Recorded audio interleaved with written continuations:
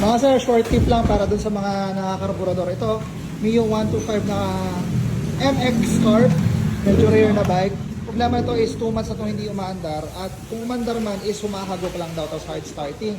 Ang pinalitan ko rito mga sir is yung fuel cock. Yan, bago yan sa Yamaha. Nasa 1.4, 1.5 ang presyo yan.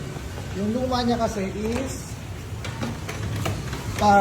yung vacuum para sa gasolina is hindi na gumagana, walang lumalabas na gasolina rito. Kung may lumabas man, talagang kaprasong gasolina. Aandar yung motor kaso mamumugak at very hard starting.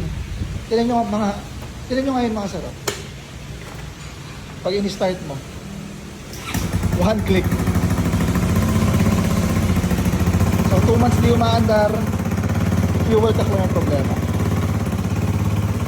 Para doon sa mga hard starting na may use 40, MX Scarp, try nyo palitan yung fuel tank nyo. Sira lang yung tank eh. Baka sira lang yung diaphragm. O kaya barado.